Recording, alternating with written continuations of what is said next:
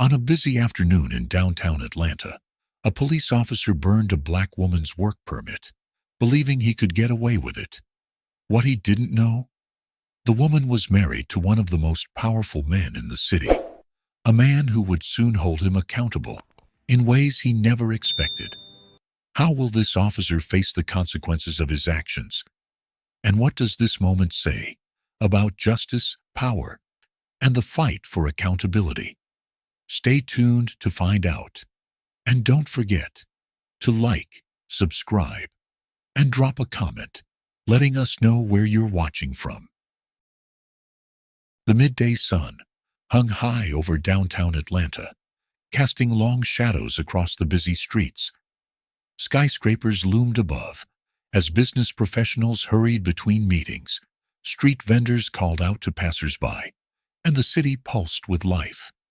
It was a normal day for most, until fate decided otherwise for Ava Brooks.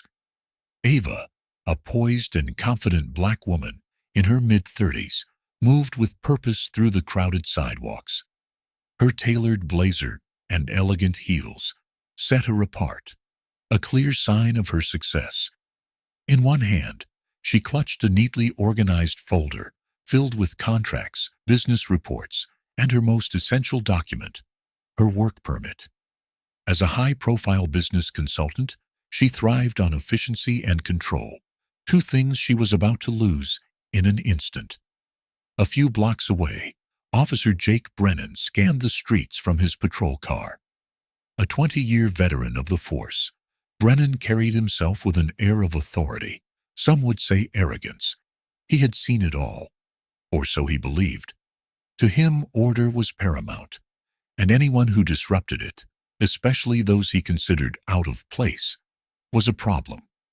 When his eyes landed on Ava, something about her presence unsettled him. "What's she up to?" he muttered, narrowing his gaze as she flipped through her documents near a vendor's stand. Brennan pulled over, adjusting his badge as he stepped out of the car. His boots hit the pavement with purpose. He walked straight toward Ava, his voice cutting through the noise of the street. "Ma'am," he barked, his tone sharp, "I need to see your paperwork." Ava turned, momentarily startled. She quickly regained her composure. "Excuse me?" she asked, arching an eyebrow. "Your permit," Brennan repeated, eyes locked onto the folder in her hand. "What's in there?" Ava glanced at the folder, then back at the officer. "These are business documents. Is there a problem? You conducting business here?"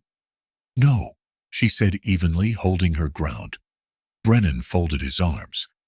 "Then, why do you have a work permit?" Ava sighed, already sensing where this was headed. "Officer, I don't believe I'm required to answer unnecessary questions." Brennan's jaw clenched. He extended his hand. "Hand it over. Now." The air grew heavy. Bystanders began to slow their steps, sensing tension.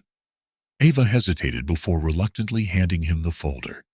She had no idea that within minutes, her life was about to change forever. The moment Officer Jake Brennan snatched the folder from Ava Brooks' hands, a charged silence rippled through the crowd. The midday bustle of downtown Atlanta seemed to slow as people instinctively tuned into the brewing confrontation. Ava stood tall, her eyes steady, refusing to shrink under the weight of the officer's glare. Brennan flipped through the pages carelessly, as if searching for something incriminating. He saw contracts, financial documents, and meeting schedules, all meticulously arranged.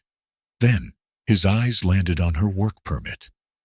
"This doesn't look right," Brennan muttered, holding it up for dramatic effect. Ava frowned. "Excuse me?"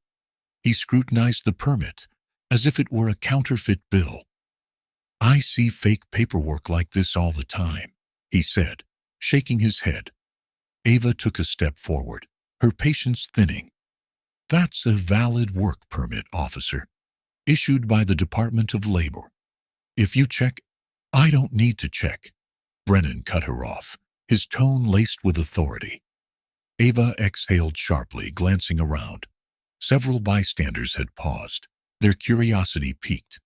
A young woman across the street discreetly raised her phone, recording the interaction. Ava knew what was happening. Another black woman being harassed under the pretense of law enforcement. She kept her voice calm. "Officer, I don't know what you think you're doing, but I have the right to carry my legal documents." Brennan smirked, his grip tightening on the permit. "Operating without proper documentation is a violation. You understand that, don't you?" Ava's lips pressed into a thin line. "I'm not operating a business here. I was standing near a vendor while reviewing my files. That's not illegal." Brennan tilted his head, his smirk widening. "You don't tell me what's legal, ma'am. That's my job." Then, without another word, he reached into his pocket, pulled out a lighter, and flicked it to life. Ava's breath caught in her throat. "Wait." But before she could react, Brennan brought the tiny flame to the corner of her work permit. The edges curled, turning black as fire licked up the paper. Within seconds, it crumbled into ashes, falling to the pavement in delicate, charred fragments. Gasps erupted around them. Someone cursed under their breath.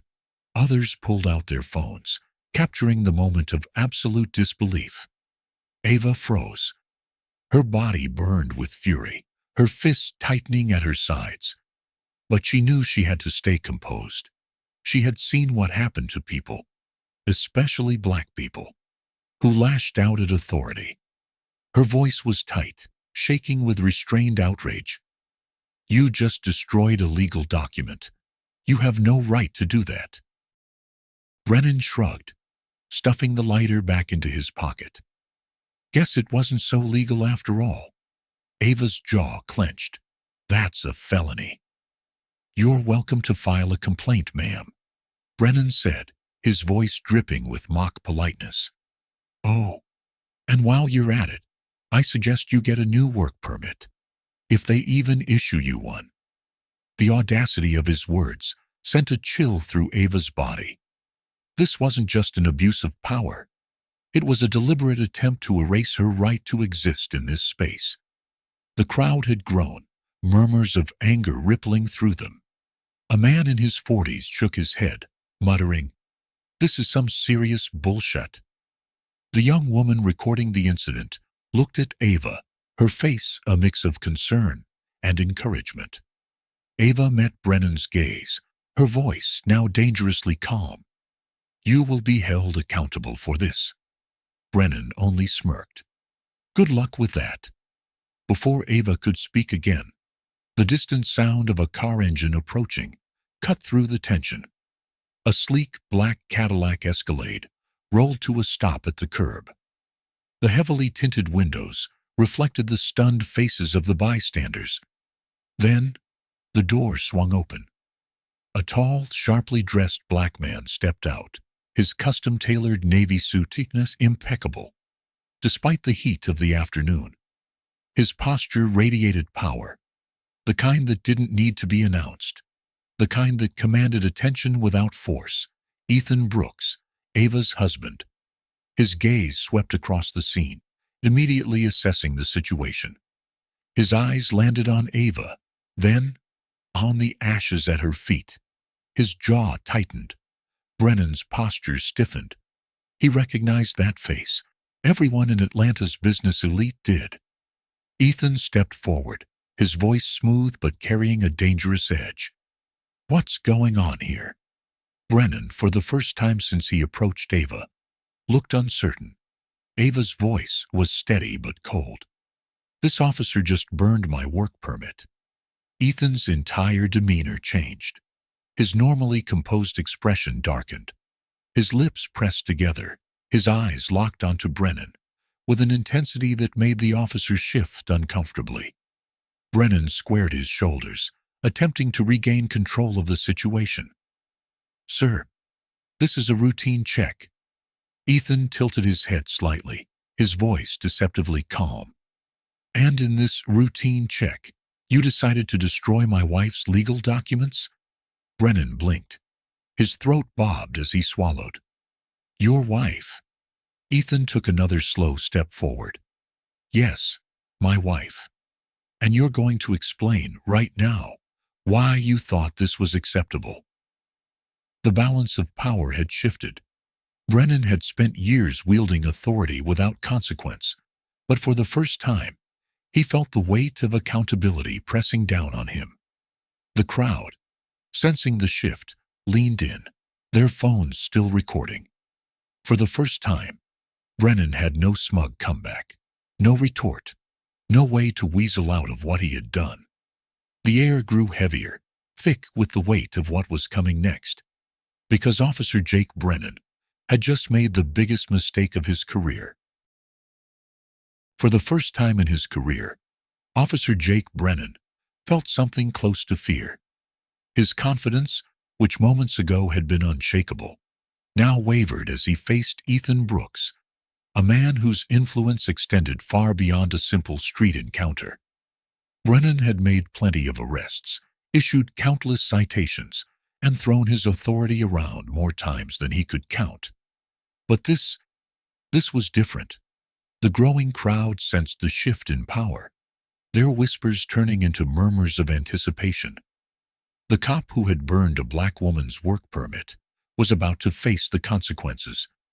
Ethan took another step forward, his stance firm. His voice, though calm, was dangerously low. I asked you a question, officer. On what grounds did you burn my wife's legal document? Brennan's mind scrambled for a response, but nothing he could say would erase what had just happened. The entire incident had been recorded from multiple angles.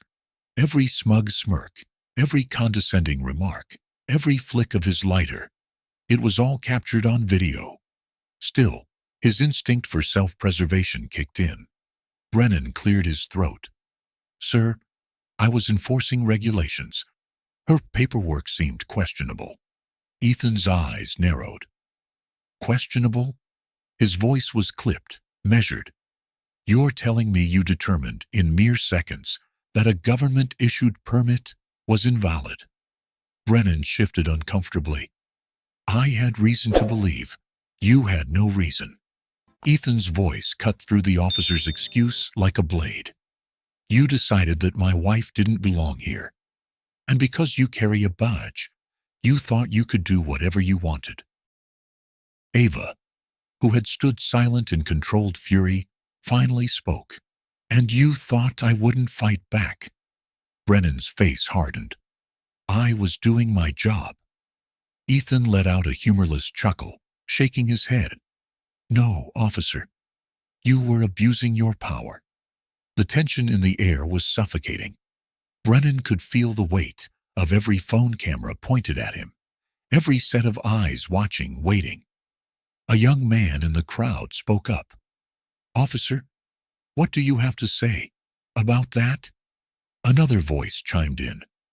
You better hope you still have a job tomorrow. Brennan's pulse quickened.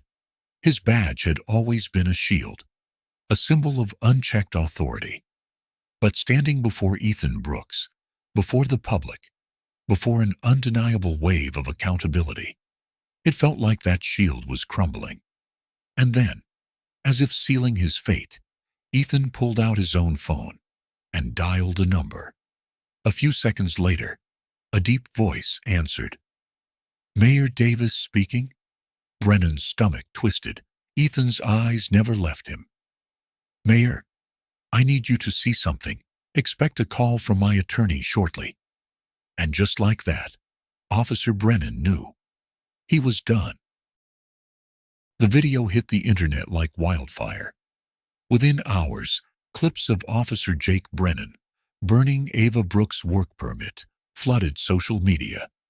The footage was undeniable. From the moment he snatched her documents to the second he flicked his lighter and watched her legal papers turn to ash.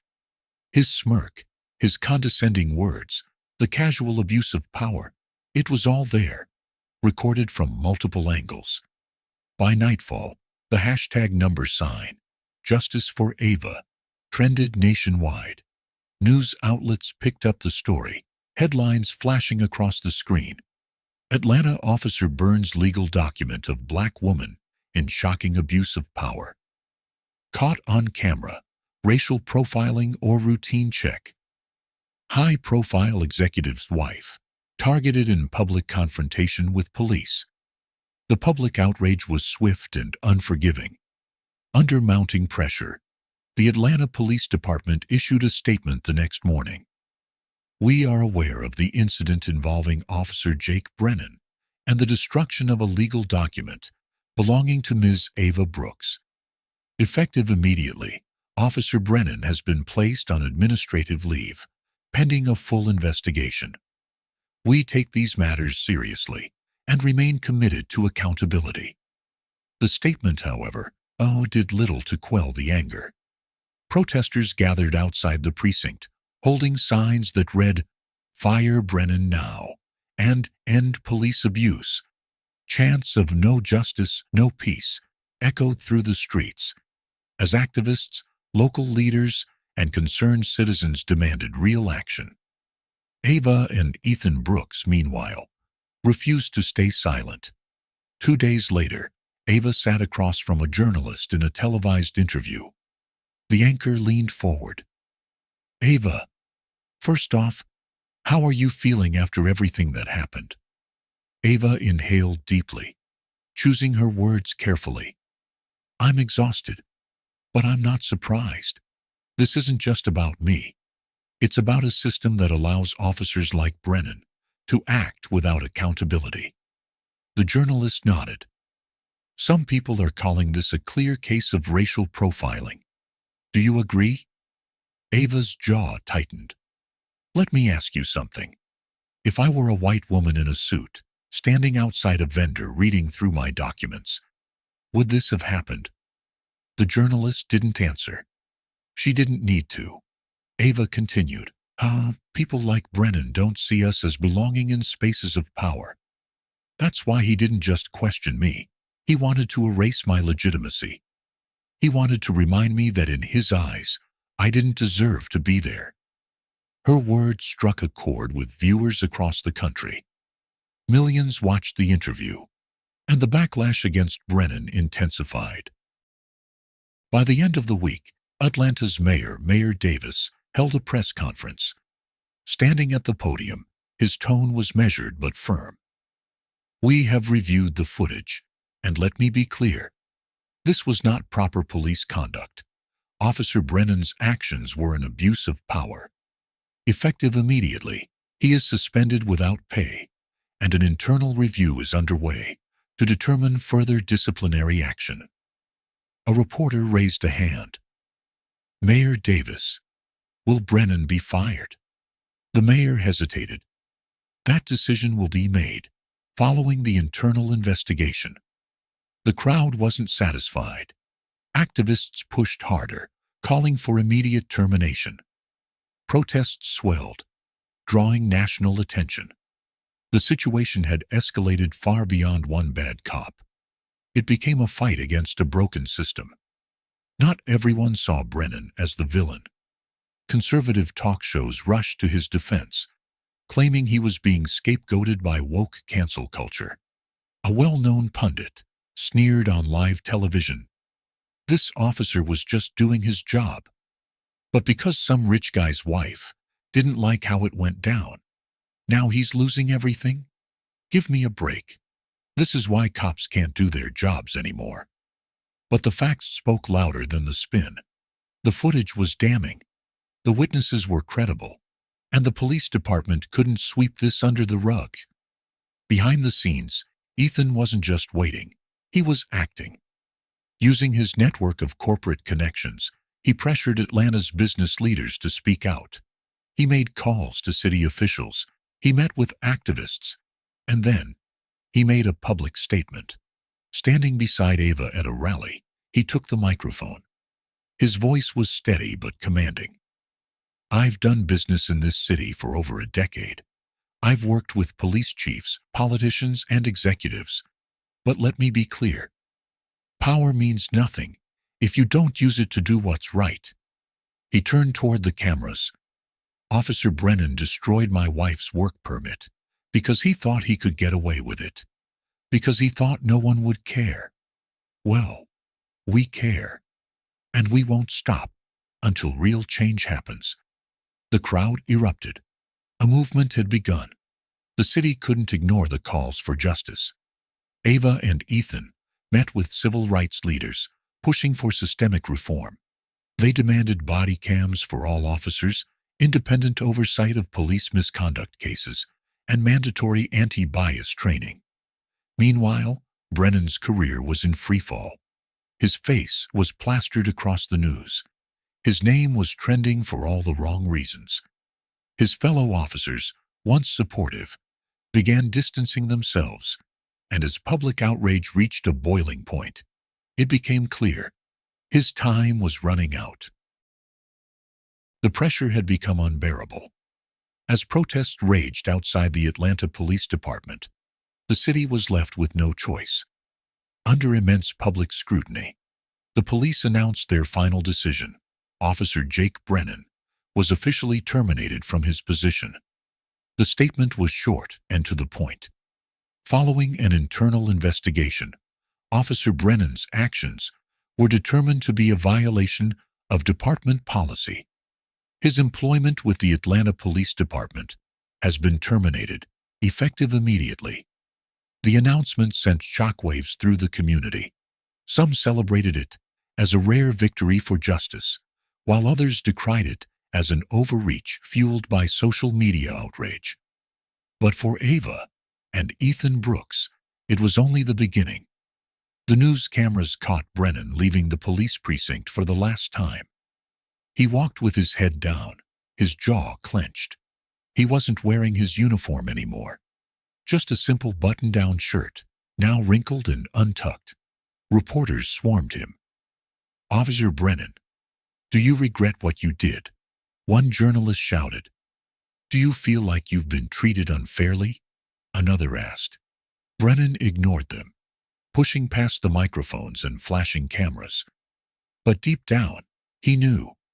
He wasn't just losing his job, he was losing everything. Within days, his name was blacklisted from law enforcement jobs. No department wanted the PR disaster of hiring him. His reputation was ruined. He tried applying for security work at private firms, but they turned him down. "Sorry, man. We don't want the heat." His friends in the force distanced themselves.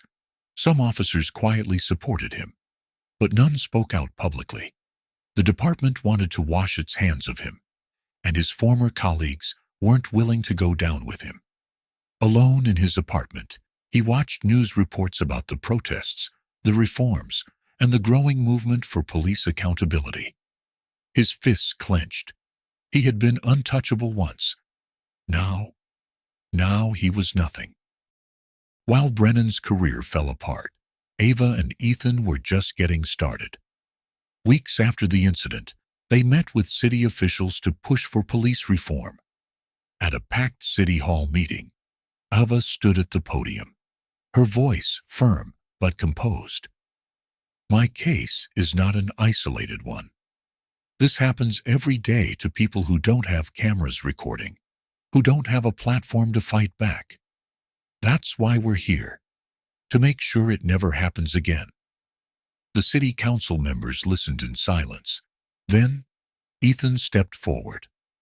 "We're not asking for favors," he said. "We're demanding accountability."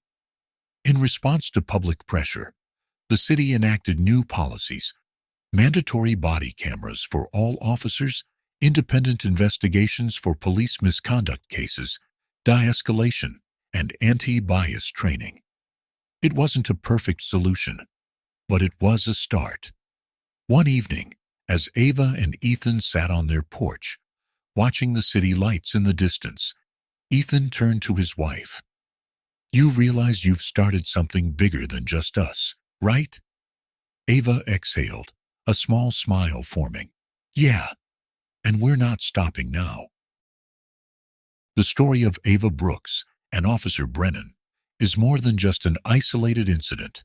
It reflects systemic issues that many people face daily. It highlights the abuse of power, racial bias, and the importance of accountability in law enforcement. But beyond that, it teaches us how to respond to injustice and why collective action matters. One of the key takeaways is the power of awareness and documentation. If bystanders hadn't recorded the incident, Ava's experience might have been dismissed or ignored. This reminds us that witnessing injustice and speaking up can change the course of events. In today's digital world, holding authority accountable is more possible than ever. Another crucial lesson is knowing your rights. Ava understood that her work permit was legal, but without a platform and support, she might not have received justice. Education on legal rights and police interactions is essential, especially for marginalized communities. Finally, the story underscores the importance of systemic change. Firing one officer doesn't fix the system. True justice comes from policy changes, community advocacy, and ongoing reforms.